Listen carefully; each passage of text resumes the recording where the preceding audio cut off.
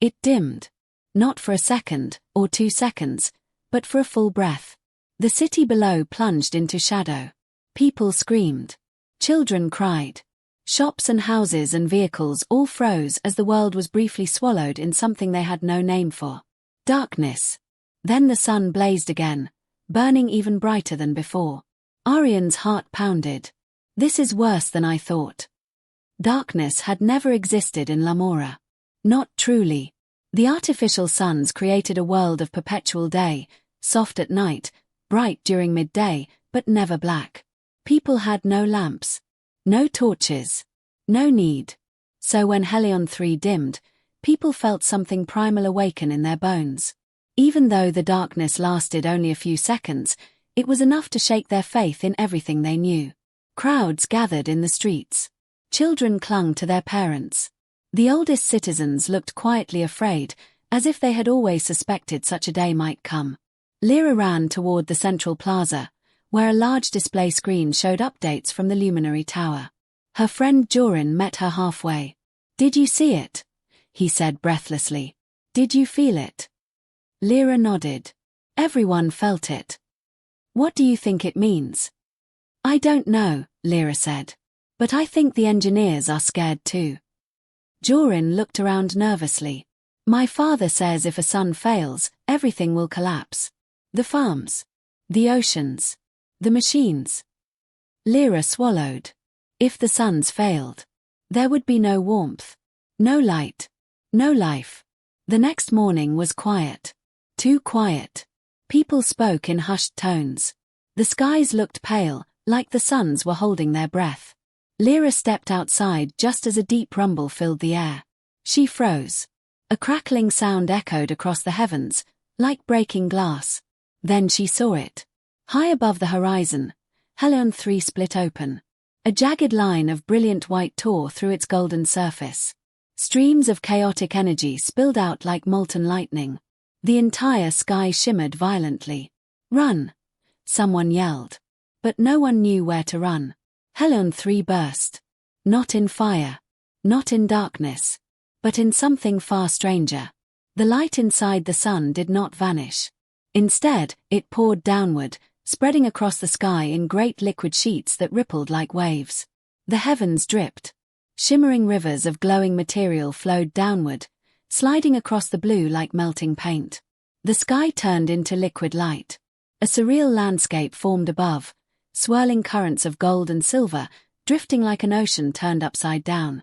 People stared in shock, mesmerized and terrified. Lyra felt her knees weaken. This can't be real. Jorin grabbed her hand. "Lyra, look." As Helion 3 collapsed, its broken shell fell away in fragments. From within, something huge and mechanical was revealed. A vast structure, like the skeleton of a star, now hung exposed in the sky. Alarms across the city began to blare. The world of Lumora was no longer safe. Inside the luminary tower, pandemonium erupted. Arian and his team scrambled to understand the catastrophe unfolding above them. Monitors flashed red. Light energy surged wildly across the atmospheric grid. Tava pointed at the readings. The collapse is releasing liquid light into the atmosphere. The entire sky is destabilizing. Arian's mind raced. The liquid light is raw stellar energy. If it condenses too much, it could burn the atmosphere, Tava finished, horrified. Or worse, Arian whispered. Reshape it. The tower shook as another wave of radiant energy passed over the city. Arian activated the emergency broadcast. A holographic display lit up over the plaza where Lyra and Jorin stood. Arian's voice echoed. Attention citizens of Lumora. Helion 3 has suffered catastrophic failure. Do not panic. Seek shelter immediately. Avoid open skies. This is not a drill. People rushed in every direction. Parents pulled their children close. Shopkeepers slammed doors shut. Elderly citizens prayed to long-forgotten gods. The sound of panic filled the streets. Lyra felt her heart hammering. Not in a drill. Not in a simulation. Not in a game. This was real. The sun had fallen. And the sky was melting. For the first time in recorded history, illumination levels fell below safe thresholds. The remaining suns strained to compensate for the loss of Helion 3, but they flickered under the increased load. As shelters filled with frightened citizens, the world outside shifted into surreal twilight. Liquid light dripped from the sky, pooling in the streets like glowing puddles. The material wavered between fluid and vapor, sometimes melting into soft mist, sometimes forming sharp crystalline structures. Scientists had no idea what it was. Children touched it despite warnings. Some of it burned. Some of it felt cold. Some of it pulsed like it was alive. Inside the shelter, Lyra sat beside her mother and her younger brother, Ren. Jorin and his family were across the room. The buzz of whispered fear surrounded them. What if all the suns fail? Ren asked, trembling. Her mother pulled him close. They won't. The engineers will save us. But Lyra saw the fear in her mother's eyes. The suns had been failing long before today, quietly, slowly, invisibly. No one wanted to believe it. No one thought it possible. Now it was undeniable. Night had come for the first time. Arian stood alone in the control room, staring at the data screens. Helion 3 was beyond recovery. The liquid light spreading across the sky was stable for now, but unpredictable. The other suns were weakening under the increased demand. Helion 1 and Helion 5 were showing early-stage destabilization. We can't sustain the grid, Tava said softly. Not with 8 suns. We need to lower the energy output, Arian replied. Reduce the strain. But that means dimming the suns on purpose, Tava whispered. Yes, Arian said. A whole world blackout cycle. Tava went pale. People won't survive that. They don't know how. Arian nodded gravely. But if we don't stabilize the grid, the remaining suns will collapse one by one. Tava hesitated, then asked the question they were both afraid of. What if none of the suns can be saved? Arian closed his eyes. Then we must do what our ancestors should have done long ago. Tava swallowed. Which is? Arian turned toward the window, where liquid light drifted like glowing fog. We have to learn how to live without them. The following morning arrived without warning. There was no sunrise, only a slow brightening of the sky as the remaining suns struggled to stabilize. The shelters slowly opened, and people stepped outside to witness the transformed world. Lyra walked into the streets with her family. Everything felt unfamiliar, as if she had stepped into someone else's dream. The air held a faint shimmer, glowing softly as particles of liquid light floated around like drifting dust. It's beautiful, Ren whispered. Lyra touched his shoulder. Careful. We don't know if it's safe. Jorin ran up to her. They're telling everyone to prepare for emergency training. My father says the engineers might shut the suns down for a short cycle. Lyra stared. On purpose? Jorin nodded. To prevent more failures. Lyra felt her stomach twist. The idea of intentional darkness terrified her. But what choice did they have? The sky was still rippling with unstable light, like cracked glass filled with molten gold. All around them, people whispered to each other. Is this the end? Will we lose more suns? What does the liquid sky mean? Children tried to catch floating droplets of light. Some adults were collecting samples in jars. Others simply stared upward in confusion and fear. Lyra looked at the fragmenting glow of the heavens. If the world was going to survive this, everyone would need to change, fast. In the early afternoon, the city screens blinked to life. The image of Chief Engineer Arian Voss appeared, his face lined with exhaustion. His voice was steady, but there was a heaviness behind it. Citizens of Lumora, he began. We are facing an unprecedented crisis. The collapse of Helion 3 was not an isolated malfunction. The other suns are under severe strain. If we do nothing, the entire grid may fail. People paused in the streets. Some held hands. Others whispered prayers. To stabilize the system, Arian continued, we must perform a controlled dimming cycle. For the first time in our history, we will temporarily reduce the output of the suns. A cry of shock rose from the crowd. Arian lifted a hand. I know this is frightening. But it is necessary. This cycle will last 50 minutes. We have prepared emergency lights inside shelters. Please remain indoors during the dimming.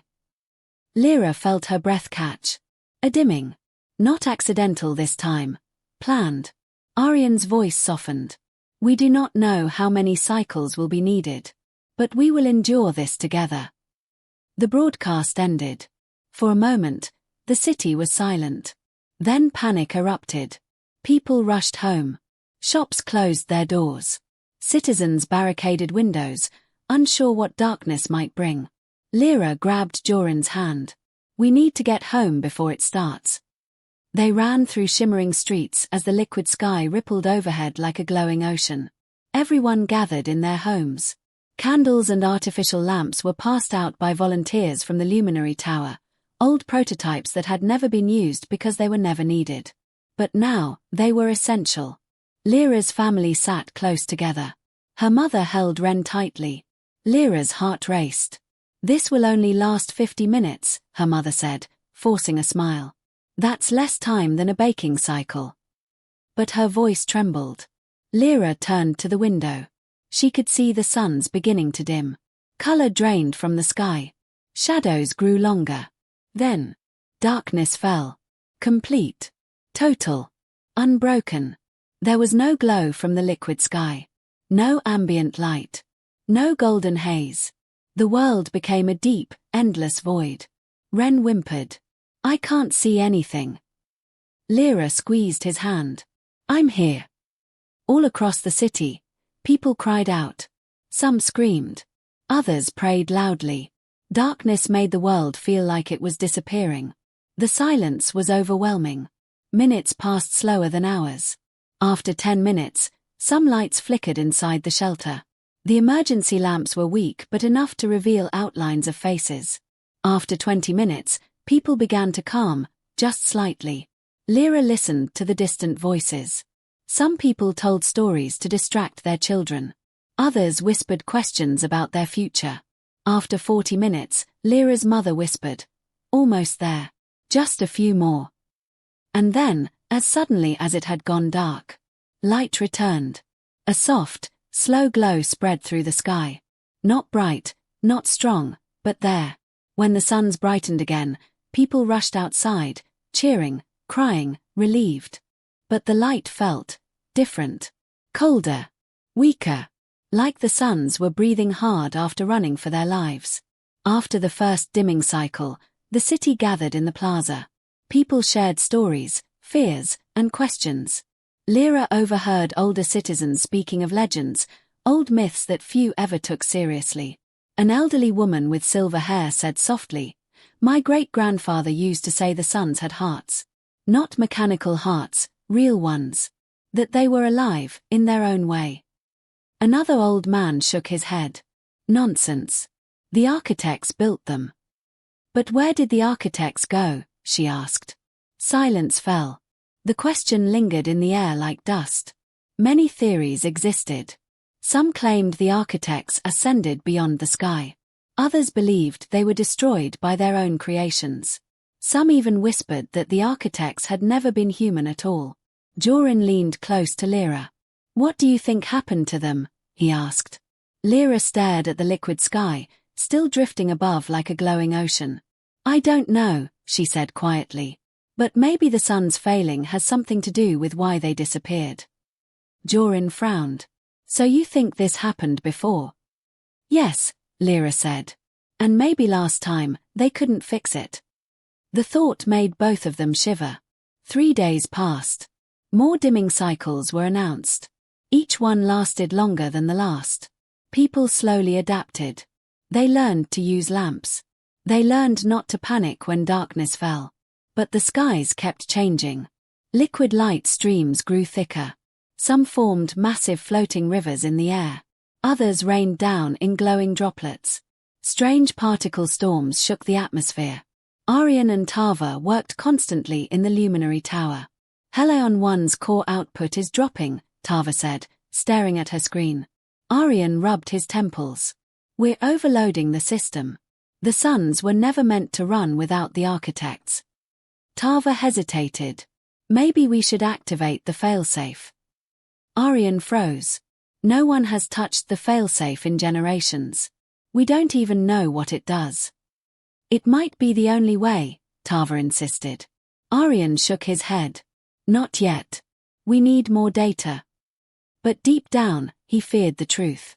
The failsafe might not save them. It might end everything. One afternoon, while the suns were stable, Lyra and Jorin decided to explore the outskirts of the city. They had heard rumors that strange formations were appearing where the liquid light touched the ground. They found them. Fields of glowing crystals jutting from the soil like frozen lightning. Pools of shifting colors that reflected visions instead of images. Trees whose leaves had turned translucent, filled with trapped liquid light. It's like the world is transforming, Jorin whispered. Lyra crouched near a pool of shimmering gold. Her reflection rippled, but not from her movement. The liquid light moved on its own. Then something stirred beneath the surface. A shape. A glow. A faint outline of eyes. Lyra stumbled back, gasping. What happened? Jorin asked. I saw something in the pool, she whispered. Something alive. Jorin's face went pale. Alive. In the light. Lyra nodded. It looked like a face. They both turned to the sky. The liquid light above swirled in silent, shifting patterns, almost as if it were watching them. That night, Aryan summoned all chief engineers from surrounding sectors. They gathered in a dim room inside the luminary tower, their faces tense. Tava displayed the new data. The liquid light isn't just residual energy, she explained. It's interacting with the atmosphere, changing it. Aryan pointed to a moving diagram. It's forming patterns, structures, almost like signals, Tava finished. The engineers exchanged nervous glances. You mean the light is communicating? One asked. Or responding, Tava replied. We don't know. Aryan looked at them all. Whatever it is, it's alive. Or becoming alive. Silence fell. Then an engineer from the western sector whispered. What if this is why the architects left? Aryan turned toward him. Explain. They created the suns. Maybe they didn't understand what would happen when the cores began to die. Maybe the light changed, became something else. And maybe, another engineer added, they fled from their own creation. Aryan looked out the window at the melting sky. And now, he whispered, we are facing the same thing. That same night, during the fourth dimming cycle, something strange happened. Lyra and her family sat together again, waiting in the dark. The emergency lamps flickered softly. Suddenly, the entire shelter trembled. A low hum filled the air, deep, vibrating, almost like a voice. People held their breath. The hum grew louder, stronger. Some children covered their ears. Mugs rattled on tables. The ceiling lights flickered wildly. Then, the liquid sky outside glowed bright white, even though the suns were dimmed. The glow formed swirling shapes. Lines. Symbols. Patterns. They rearranged themselves like language. Jorin burst into the shelter, breathless. He pointed out the window. Lyra, come look. The sky, it's speaking. Lyra ran outside. The liquid light swirled into a single, unmistakable symbol. A circle. And inside it, a crack. The same symbol carved into the ancient ruins scattered across Lumora. The same symbol associated with the disappearance of the architects. Lyra whispered. It's a warning. The next morning, the city of Lumora was tense. People whispered about the symbol in the sky. Some were terrified. Others believed it was a divine message. Scientists and engineers struggled to explain it. Lyra and Jorin could hardly sleep the night before. They kept replaying the vision of the glowing circle in their minds. Something about it felt urgent, alive, and intelligent. They're trying to tell us something, Lyra said, staring at the lingering glow of liquid light above. Jorin nodded. But what? Before they could guess, a trembling sound ran through the streets. People stopped to listen. A hum. Low and resonant. Not mechanical. Not natural. It came from the pools of liquid light forming across the city. The shapes had multiplied, forming swirling lines, spirals, and arches. The symbols shifted and changed with astonishing complexity. They weren't random. They were deliberate. Conscious. Lyra turned to Jorin. It's a language, or instructions. Jorin swallowed. For what? She didn't answer. She didn't know.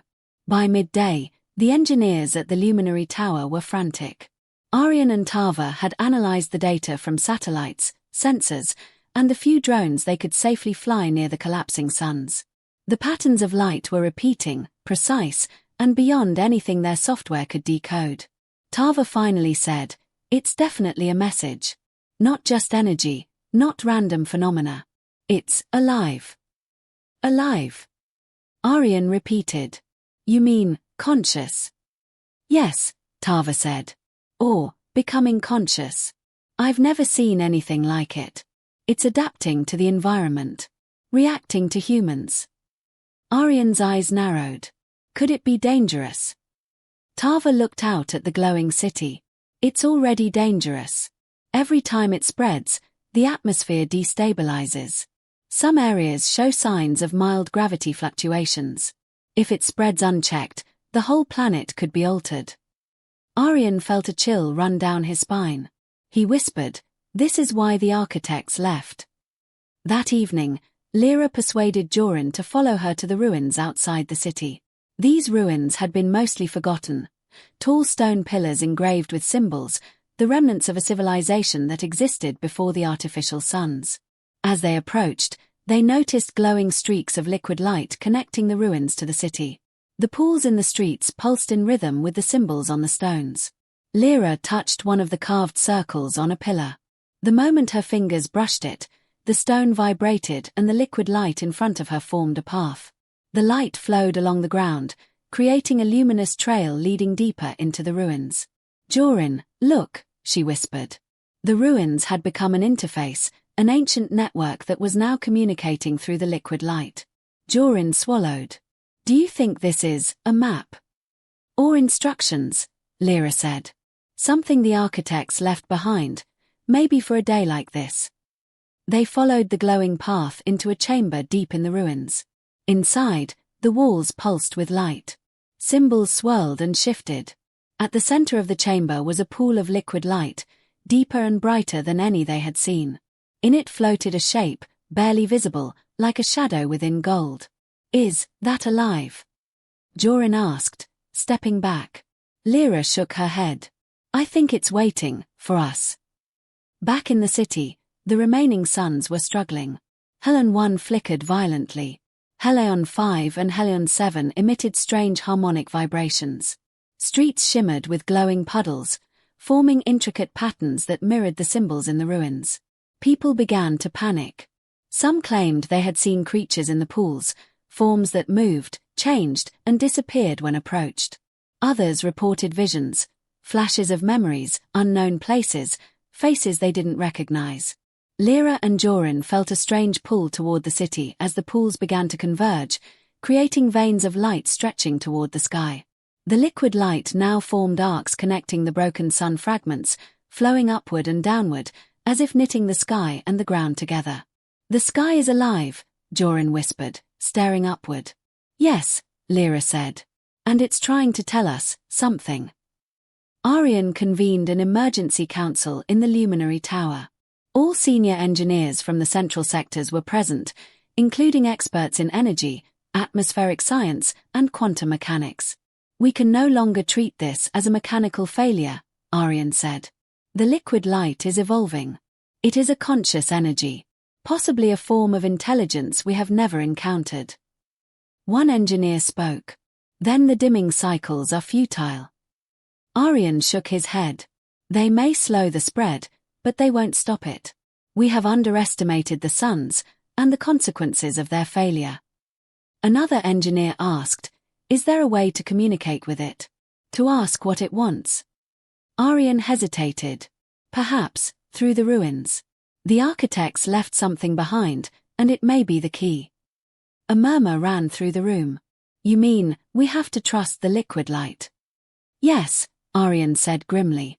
It may be the only way to save the remaining suns, and our world. Lyra and Jorin explored further into the ruins. They came to a vast chamber, wider than any cathedral, lined with reflective stones that shimmered like mirrors. Pools of liquid light connected the walls to the floor, flowing in patterns that seemed almost musical. In the center of the room floated a glowing sphere of liquid light, pulsating gently. As Lyra stepped closer, the surface rippled, and images appeared inside it. She gasped. The sphere displayed visions of the suns, how they were made, their cause, and the ancient energy systems created by the architects. But it also showed warnings, what happened when the suns failed, and the consequences of neglecting the delicate balance between energy and consciousness. Jorin reached for the sphere. It's teaching us. Yes, Lyra whispered. It wants us to understand. The sphere shimmered and expanded, enveloping them in warm golden light. The liquid energy hummed softly, almost like a voice. Lyra felt a deep calm. She understood that the energy was not hostile, it was trying to guide them. A single thought entered her mind, clear and unspoken. Restore balance, or all is lost. As Lyra and Jorin absorbed the knowledge, the ruins began to shake. The floor rippled with waves of light, and glowing tendrils reached toward the ceiling. It was a trial, a test of courage, of understanding, of harmony with the liquid light. Lyra realized they had to touch the glowing pools in a specific sequence, aligning with the symbols on the walls. She followed the flow instinctively, letting the energy guide her. Jorin mirrored her movements. The pools pulsed with response, their glow strengthening with each correct movement. The air vibrated with energy, and the hum grew louder, as if the world itself was acknowledging their actions. Finally, the pulse stabilized. The sphere of light in the center expanded and released a beam into the sky. For the first time since Helon 3 collapsed, the remaining suns shimmered steadily, though faintly. Lyra and Jorin stepped back, exhausted but awestruck. They had passed the first trial. Far below, the citizens of Lumora noticed a change. The rivers of liquid light no longer surged uncontrollably. The sky was calmer, the glowing patterns more organized. The suns glimmered in soft harmony. People stepped outside cautiously, staring upward at the sky. Children laughed. Parents breathed easier. Some whispered prayers of thanks, not to the architects, not to gods, but to the living light that now seemed protective. Aryan watched from the luminary tower. He did not yet fully understand the connection between the ruins and the sky, but he knew something monumental had occurred. He turned to Tava. The message was clear. We must follow its guidance, and fast. The other suns won't hold forever. Tava nodded. And the liquid light is alive. We can't fight it. We must learn from it. The next day, Lyra and Jorin returned to the ruins. The chamber of reflective stones still pulsed with energy, though it felt calmer now, like a living heart that had slowed after exertion. We did something yesterday, Jorin said. The suns, they're stabilizing. Yes, Lyra replied. But only partially. The other suns are still at risk. We need to learn more from the ruins. They wandered deeper into corridors lined with glowing symbols. Every step they took, the liquid light along the floor reacted, flowing toward them like guiding streams. Occasionally, the patterns formed images, creatures made of liquid light, geometric shapes that resembled machines, and landscapes of strange worlds the architects might have once known. Do you think the architects created all this for emergencies like this? Jorin asked. I think they knew the suns could fail, Lyra said softly. And they left this, as a guide. For anyone who survives. The chamber opened into a larger hall. Pools of liquid light stretched across the floor in intricate, interwoven patterns. Lyra realized the challenge was bigger this time. The liquid light required more than instinct, it demanded understanding. She studied the symbols on the walls. They were mathematical, musical, almost like an algorithm that could only be solved by moving through the pools in the right order. Each step they took caused the water-like light to ripple, some pulses creating melodies that resonated in their minds. This is a test, Lyra whispered. Not just courage. Intelligence, coordination, harmony. They began stepping carefully, guided by intuition and the glowing patterns. Each correct move made the pools glow brighter. A wrong step caused the light to hiss and shift unpredictably. Finally, after what felt like hours, they reached the center of the hall. A massive pool of golden liquid light hovered slightly above the floor. As they touched it, the hall vibrated with an almost musical resonance. The energy surged upward through the ruins, and the sky above the city shimmered with coordinated light pulses. The message was clear: the liquid light responds to understanding and cooperation. Within the central pool, images formed. Lyra saw diagrams of suns, cores, and energy flows. She saw sequences showing how the liquid light could interface with the failing suns, how its energy could stabilize them if guided correctly. Jorin gasped. "It's teaching us." "Yes," Lyra said. "We aren't just learning about the ruins. We're learning how to save our world." The images displayed steps, sequences, and gestures that could transmit guidance from the ruins to the remaining suns. It was a language of energy and motion, one that could only be learned by interacting with the liquid light directly. "We have to train others," Lyra said. "If the suns fail, we can't do this alone." Jorin nodded, his face serious. "We need the engineers. And everyone willing to learn." Meanwhile, in the city, Aryan convened a council. The engineers realized the dimming cycles alone could not save the suns. They needed guidance, something beyond technology. Something that understood the living energy that had emerged from the failed Helion 3. Aryan sent messengers to the ruins. "The children there, they may be the key. Their connection to the liquid light is unique," he explained. "They understand what we cannot yet comprehend." Soon, Lyra and Jorin were approached by the council. Reluctantly, they agreed to return to the city to help teach the engineers how to interface with the liquid light. In the luminary tower, Lyra and Jorin demonstrated the sequences and gestures the liquid light required. Engineers hesitated at first, skeptical, but slowly began to see results. They noticed changes in the remaining suns. Helion 1, which had been flickering dangerously, stabilized when guided by the coordinated energy patterns. Helion 5 responded more weakly, but showed signs of recovery. "This is incredible," Aryan murmured. "The light is cooperating with us." Tava added, "It's teaching us to work with it, not against it. That's why the architects may have left these ruins. They knew one day the suns could evolve or fail, and the people would need guidance from something alive." Lyra smiled faintly. "It's like the world itself is alive, too. And it wants us to survive." As more people learned the techniques, the liquid light in the streets stabilized. It formed bridges, pools, and networks connecting the city to the ruins. The sky rippled with harmonious waves, no longer chaotic, but luminous and flowing. Children ran through the light, laughing as it formed patterns around their feet. Adults watched in awe. Farmers saw their crops thriving again as the stabilized energy nourished the soil.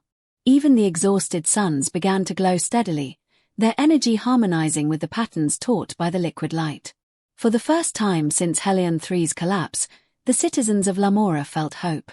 But the liquid light still held mysteries. Occasionally, strange pulses rippled through the sky. Sometimes, shadows moved within the liquid light, shapes that didn't belong. Lyra and Jorin noticed them and felt a chill. "These aren't errors," Lyra whispered. "The light is alive. It's warning us, or testing us further." Jorin nodded. "Then we need to be ready. This isn't over." Aryan agreed. "We've stabilized the suns for now. But the system is delicate. The light is alive, and it has its own will. We must learn, or risk everything failing again." As night fell, the city glowed with gentle light from stabilized pools. The sky shimmered with liquid waves, casting soft reflections across the streets. People gathered in awe, celebrating survival and the return of balance. Lyra and Jorin stood at the top of a hill, looking at the sky. The patterns above seemed to move in response to their presence, flowing like ribbons of gold and silver. "It's beautiful," Jorin said softly. "But I still feel like it's watching us, waiting." "Yes," Lyra agreed. "And we have to be ready. The suns may be stable, but the sky is alive. And it will not remain passive forever. They stayed on the hill long into the night, learning, observing, and preparing for what they now understood was a partnership. Not just survival, but communication with a living world days past. The city of Lumora had adapted to life with liquid light. The remaining suns glowed steadily, and the coordinated energy patterns taught by Lyra, Jorin, and the engineers stabilized much of the atmosphere. But new phenomena began to appear. In the northern districts, pools of liquid light rose from the streets, forming shimmering arches that floated high above the city. Within these arches, faint silhouettes could be seen, creatures made entirely of glowing energy, shifting and transforming constantly. They were not threatening, but they were watching. Lyra and Jorin approached cautiously. The beings made no sound, yet Lyra felt a strange connection, as if they were aware of her thoughts. "They're observing," Lyra whispered. "Not attacking. Just watching." Jorin nodded. "Maybe they're trying to teach us something we haven't understood yet." Arian called another council meeting at the luminary tower. The new energy formations and living beings had engineers and scientists on edge. "This is no longer just a matter of stabilizing the suns," Arian said gravely. "The liquid light is evolving. It's forming structures and life. We may be witnessing the emergence of a new intelligence." Tava added, "And it seems to respond to understanding, cooperation, and harmony. But it's unpredictable. We can't control it, we can only work with it." An engineer raised a question. What if it decides we are a threat? What if it removes the suns or the energy we rely on? Arian shook his head. "We can't know. That's why we must learn from it, not dominate it. We must treat it as a partner, not a tool." The council agreed. Plans were made to expand training, using Lyra and Jorin as guides. More citizens were invited to interact with the liquid light under careful observation. Lyra and Jorin returned to the ruins to continue their lessons. The liquid light responded immediately as they entered, forming patterns and symbols that pulsed with anticipation. "Yesterday was just the beginning," Lyra said. "The light wants to teach us, but we have to be careful. It's alive. It has a mind of its own." They practiced sequences for hours, learning how to transmit guidance to the suns. The light seemed to reward precision and clarity of intention. When they hesitated or doubted, the pools rippled chaotically, warning them to focus. In time, they discovered a deeper principle. The liquid light was not just stabilizing the suns, it was reshaping the very balance of energy on the planet. Every interaction subtly altered the environment. Crops grew stronger, water became purer, and the skies shimmered with harmonious patterns. Lyra whispered to Jorin, "It's teaching us to become part of it, not just control it." One evening, as Lyra and Jorin practiced a complex sequence, shadows appeared within the pools of liquid light. These forms were darker, sharper, and moved in ways that the glowing entities did not. "They're different," Jorin said nervously. "They feel hostile." Lyra observed closely. "Not hostile, exactly. They're resistant. Maybe this is the light's warning. Or a natural reaction to mistakes we've made." The shadows shifted faster, forming jagged, swirling shapes. Lyra realized they were echoes of failed attempts, sequences that had not aligned correctly. "They're teaching us consequences," she said. "We have to be careful. Every mistake creates resistance." Jorin nodded. "Then we have to learn faster." Back in the city, citizens noticed subtle changes. The previously calm liquid light began to pulse in tension when errors occurred. Rivers of glowing energy wavered unpredictably. Some of the floating energy creatures retreated, and the suns flickered faintly as if sensing imbalance. Arian observed these changes with concern. "The liquid light is alive and intelligent. Yes, but it's testing us. Every mistake in alignment, every miscommunication, affects the system. We have to learn quickly or risk more instability." Tava added, "We've seen small gravity fluctuations, minor atmospheric distortions. These will grow if the suns are stressed again. Training alone won't be enough. We need to expand our understanding and include more of the population." A plan was set in motion. Lyra, Jorin, and a group of skilled citizens began to travel district by district, teaching people how to interact safely with the liquid light and reinforcing the stabilized sequences. Weeks passed. Slowly, the population became skilled in guiding the liquid light. The suns glowed steadily for longer periods. The city streets were filled with glowing patterns of harmony as people practiced in teams. Lyra and Joran noticed a remarkable change. The shadows in the pools began to retreat. The living energy forms grew more fluid, their movements less erratic, and the patterns in the sky became increasingly harmonious. "It's working," Lyra said, awestruck. "The light is responding to us. It's teaching, but also trusting us." Joran smiled. "If we keep this up, maybe we can restore the balance completely." Aryan, watching from the luminary tower, said quietly to Tava, "We may have underestimated the living energy. It's more than the architect's technology, it's something entirely new. A partnership may save the suns, but the world will never be the same." One evening, while Lyra and Joran were practicing a complex interaction with the liquid light, a new phenomenon occurred. A beam of energy shot upward from the largest pool in the ruins, piercing the sky. It split into multiple streams, forming a luminous spiral that rotated slowly. The liquid light pulsed rhythmically, almost like a heartbeat. Then the shadows returned, but this time they formed distinct shapes: towers, bridges, and intricate lattices above the city. "It's building something," Lyra whispered. "The light is constructing structures in the sky." Joran nodded slowly. "And it wants us to participate. Maybe it's teaching us how to live in this new world." The citizens below watched in awe as the luminous spirals extended above the city, reflecting on streets and buildings, creating a landscape of glowing architecture. Aryan observed carefully. "This is beyond stabilization. The liquid light is evolving, creating a living extension of the world itself. We must learn to coexist with it, or risk conflict." Lyra and Joran returned to the city, exhausted but exhilarated. The liquid light had shown them a glimpse of what was possible, a partnership between humans and the living energy that had emerged from the suns. "This isn't just about survival anymore," Lyra said. "It's about understanding, cooperation, harmony. We're not just saving the suns, we're learning to live with something far greater than ourselves." Joran nodded. "And the liquid light will keep testing us.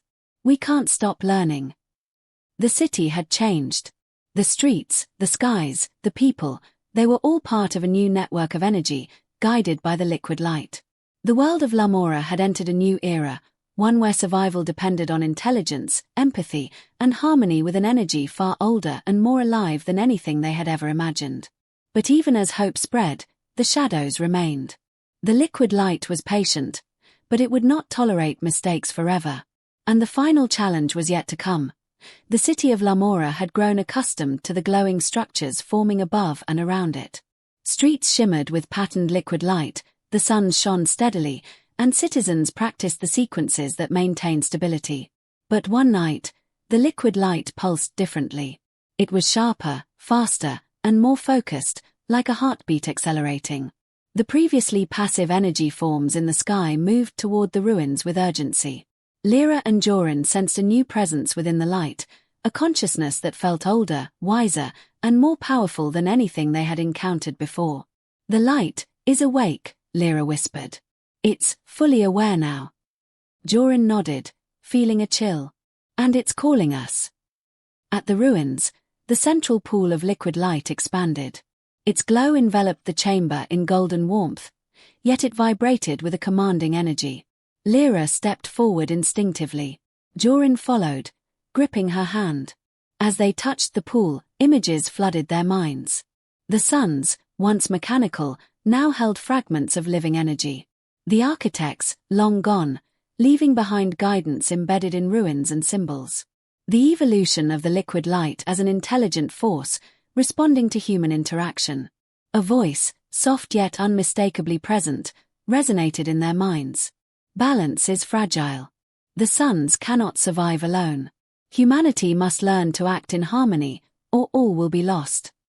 The words were not spoken aloud, yet Lyra and Joran understood perfectly. The liquid light projected a new challenge. Pools on the floor rippled into a giant pattern, concentric rings filled with symbols and shapes. To stabilize the suns fully, humans had to complete the pattern, moving in precise sequences across the floor while maintaining harmony with the light. Lyra and Jorin began the sequences, guiding volunteers from the city. Every correct movement strengthened the sun's cause. Every mistake caused a ripple of shadows in the sky. Hours passed, and the group's coordination grew. The liquid light responded, forming luminous bridges connecting the ruins to the city. Helion 5 and Helion 7 glowed with new energy, their cores stabilized by the combined human effort and guidance of the living light. Finally, the final sequence was completed. The liquid light pulsed once in radiant harmony, sending waves across the entire planet. The suns shone brighter than they ever had before, but balanced, calm, and alive. The jagged, dark shadows that had plagued the pools disappeared. The liquid light seemed to breathe in relief, flowing smoothly through the streets and structures of Lumora. Lyra and Jorin looked up at the sky. The glowing structures created by the light above the city were no longer chaotic.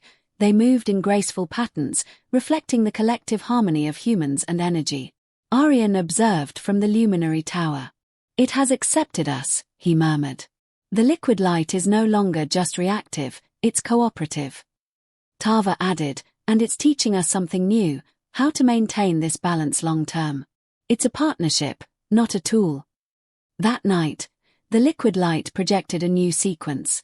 Unlike previous tests, this one formed intricate symbols across the entire city, visible from above.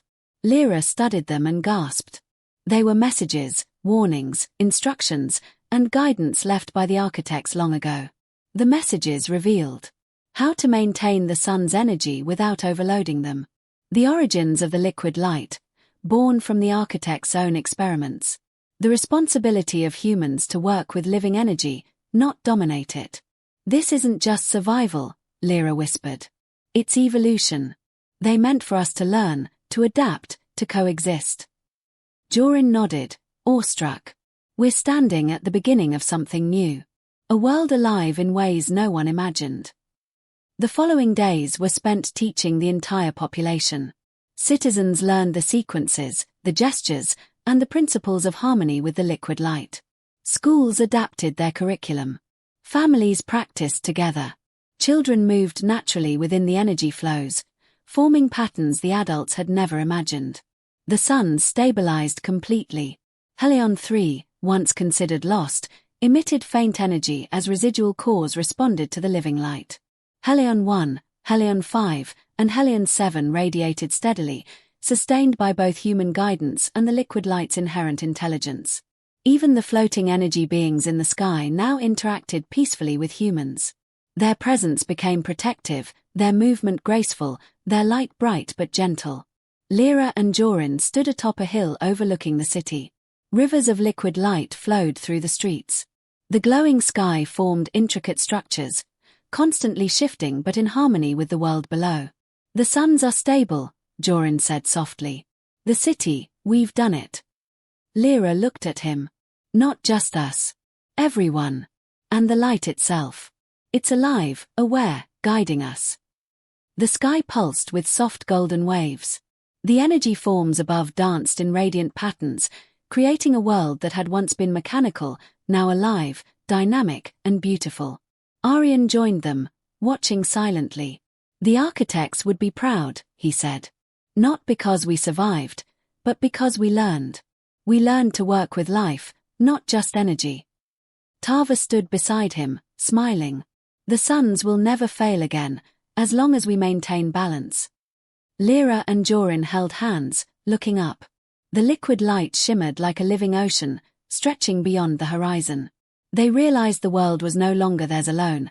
It belonged to them and the living energy that now pulsed through every street, building, and sky above Lumora. Yet, even in this moment of triumph, the liquid light pulsed faintly in the shadows, an echo of vigilance. It was a reminder, the partnership was delicate. Balance required constant attention. The living energy had granted them stability, yes, but it would not tolerate negligence, arrogance, or destruction. The suns had survived, the city had learned, and the liquid light had awakened fully. But the universe beyond Lumora was vast. The architect's legacy was deep. And the final chapter of the liquid light was only beginning. Weeks had passed since the city achieved balance with the liquid light. The suns glowed steadily, citizens moved in harmony with the energy, and the floating beings above the city had become familiar allies. Yet Lyra and Jorin sensed that this stability was only the beginning. During one evening patrol over the city, they noticed something extraordinary. Faint streaks of liquid light extending beyond the horizon, far past the city limits, into the wild lands surrounding Lumora. The streams were thinner, less organized, and pulsed irregularly, as if the liquid energy was reaching out to distant, uninhabited regions. "Do you see that?" Jorin asked. "The light, it's spreading." "Yes," Lyra said, her eyes widening. "Not just here. It's awakening the world beyond Lumora. The architect's energy isn't confined to the city or the suns, it's everywhere." That night, as Lyra and Jorin returned to the ruins, the central pool of liquid light pulsed more strongly than ever before. A new pattern appeared, forming symbols that neither of them had seen. Suddenly, a beam of energy shot upward, connecting the pool to the far horizon. Within the beam, shapes appeared, vast geometrical constructs floating in the distance, faintly glowing like remnants of the architect's designs. The message was clear: beyond the city lies a greater network.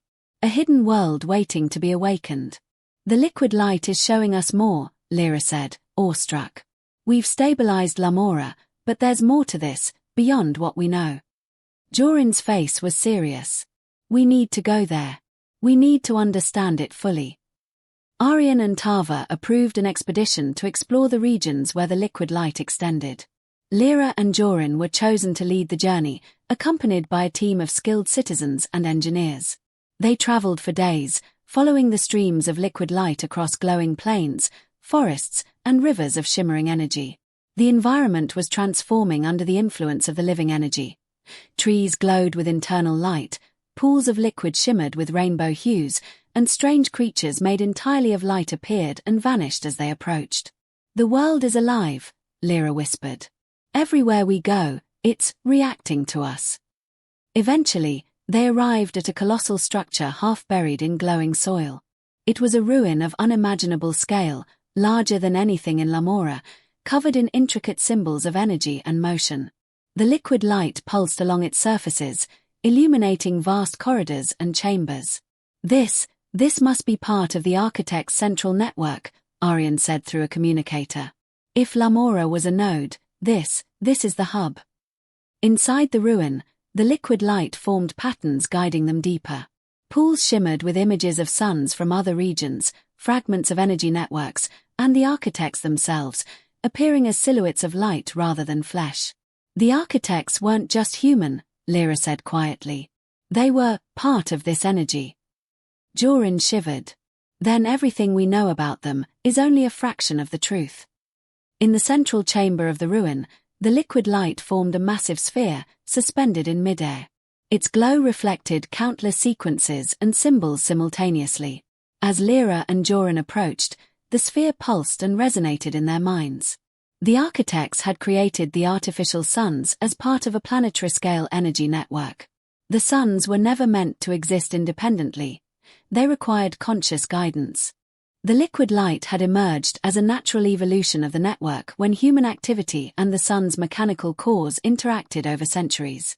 The message was clear: the survival of Lumora, and perhaps the planet, required humans to act in partnership with the liquid light and the larger network of energy across the world. This is bigger than we imagined," Lyra said. "Lumora was only a test. Now we're seeing the full scope." As they explored, the liquid light presented a new trial. Pools across the ruin formed intricate sequences requiring perfect coordination among all members of the expedition. Every step, gesture, and focus of thought sent ripples through the energy. Incorrect actions created distortions, shadows, and warning pulses. Success strengthened the network, allowing faraway suns to pulse steadily and reconnect with the network. It became clear: the trial was not just about technical skill or knowledge, it was about unity, empathy, and shared understanding. Lyra whispered to Jorin, "We can't do this alone. Everyone must trust each other, or the network will reject us. They synchronized with the team, carefully moving through the patterns. The liquid light responded, forming bridges across chasms, illuminating hidden pathways, and stabilizing energy flows across the ruin. As the trial progressed, the central sphere of liquid light expanded, connecting to the pools and energy forms throughout the ruin. The entire structure pulsed as one living entity, a vast consciousness that seemed to encompass the city of Lumora and beyond. The suns of Lumora, guided by the sequences, glowed brighter than ever before. Fragments of distant suns, previously unstable, began to flicker into alignment. The network was awakening. "This is the full power of the architect's design," Aryan said through the communicator. "The network isn't just energy, it's life. And it's choosing us as partners." Lyra and Jorin felt the presence of the liquid light in a profound way, a voice of thought rather than sound. "We are alive. You are alive. Together, we maintain balance. Together, we ensure survival." Even as the hub pulsed with harmony, shadows lingered at the edges of the light. Jagged, flickering forms reminded them that balance was delicate. The liquid light was alive and powerful, but it would not tolerate neglect, misuse, or arrogance. "This is a new world," Lyra said. "And it has rules. Rules we have to learn and follow." Jorin looked at her, resolute. "Then we'll learn. Together." The expedition stood in silence, surrounded by the living energy of the hub, aware that they were at the threshold of a future unlike any humanity had known. The liquid light was no longer a mystery. It was a partner, a teacher, and a guardian. But the universe beyond still awaited. The architect's designs were vast, and the network stretched farther than they could yet comprehend. And the final chapter of the suns, and humanity's role within this living network, was approaching. The hub of the liquid light pulsed with immense energy, its consciousness spanning across Lumora and beyond. Lyra, Jorin, Aryan, and the expedition team stood at the center, awed by the living architecture of energy surrounding them. But the light pulsed with a new intensity, faster, sharper, an unmistakable signal. The final trial had begun. The shadows returned, not as isolated fragments but as vast, flickering networks opposing the light. They were echoes of imbalance, remnants of past suns' failures, and unstable energy. The liquid light projected one last sequence across the hub. It was vast, intricate, and required complete coordination between humans and energy alike. The stakes were clear. Failure meant collapse, not just of Lumora's suns, but of the planet's entire energy network. "This is it," Lyra said. "The culmination of everything we've learned." Jorin nodded. "We have to succeed. For everyone." The expedition spread across the ruin, moving through the sequences with precision and focus. Every gesture, every step, every thought had to align with the pulses of the liquid light. Citizens from Lumora, guided remotely, joined in by synchronizing their sequences through the energy streams. The entire city became part of the network, a living organism of humans and liquid light. The shadows writhed, attempting to destabilize the sequences, but the human energy, their focus, their cooperation, their understanding, was stronger. Lyra felt a surge of clarity. The liquid light was not just guiding them, it was testing their unity, their empathy, their willingness to cooperate as one mind with one purpose. As the final sequence was completed, the liquid light surged outward, enveloping the artificial suns. Helion 1, Helion 5, and Helion 7 glowed brighter than ever, their cores fully stabilized and harmonized with the living energy. Helion 3, previously lost, pulsed faintly at first, then fully reactivated, integrating seamlessly into the network. Even distant, dormant suns beyond Lumora flickered to life as energy flows connected them to the hub. The liquid light wove through the skies, forming brilliant constellations of energy, radiant patterns that pulsed in perfect synchronization. The city below was bathed in golden illumination, alive in every street, building, and river of light. Lyra and Jorin felt the presence of the architects within the energy, guiding them silently. The world was alive, balanced, and conscious. The shadows had vanished. The liquid light, now fully awakened, hovered above Lumora and extended across the horizon, linking every sun's energy into one living network. Aryan spoke from the luminary tower. The city, the suns, the energy, everything has been integrated. We've not only survived, we've evolved. Tava added, the liquid light is no longer reactive. It is cooperative. But it remains alive and vigilant.